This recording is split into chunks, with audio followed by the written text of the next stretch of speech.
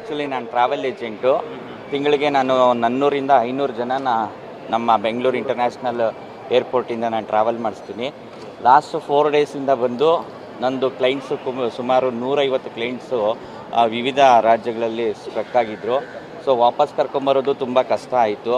Flight 3 ಸತಿ ಮುಂಬೈಯಲ್ಲಿ ಕೊಟ್ಟರು, 3 ಸತಿ ಮುಂಬೈಯಲ್ಲಿ ಕ್ಯಾನ್ಸಲ್ ಮಾಡಿ ಮತ್ತೆ ಕಮ್ಮಿ ಅಂದರು 16 ಗಂಟೆ ನಂತರ ಮತ್ತೆ ಟ್ರಾವೆಲ್ ಮಾಡಿ ವಾಪಸ್ ಬಂದರು.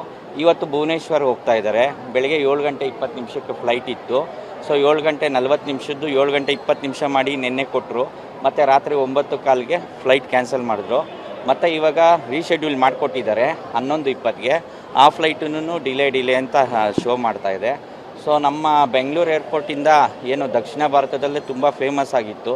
ಸೊ ಇಂಥ ಜಾಗದಲ್ಲಿನೂ ಕೂಡ ಭಾಳಷ್ಟು ತೊಂದರೆ ಇಂಡಿಗೋಯಿಂದ ನಮಗೆ ಅನುಭವಿಸ್ತಾ ಇದ್ದೀವಿ. ಟ್ರಾವೆಲ್ ಏಜೆಂಟ್ಸ್ ಅಂತೂ ತುಂಬ ಕಷ್ಟಪಡ್ತಾ ಇದ್ದೀವಿ.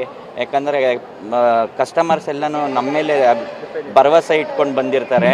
ಸೊ ಇಂಥ ಸಮಯದಲ್ಲಿ ನಮಗೆ ನುಂಗ್ಲಾರದಂಥ ಸಂಕಷ್ಟ ಬಂದಿದೆ. ಕಸ್ಟಮರ್ನು